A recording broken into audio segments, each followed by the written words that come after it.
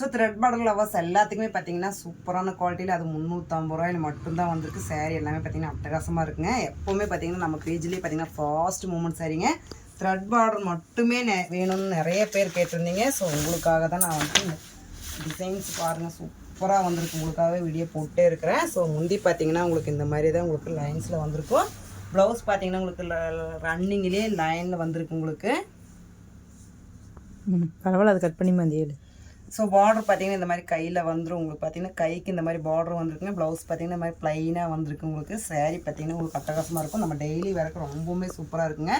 சாரீ எல்லாமே பார்த்தீங்கன்னா உங்களுக்கு 350 ரூபா மட்டும்தான். உங்களுக்கு 630 மீட்டர் வந்துடுங்க.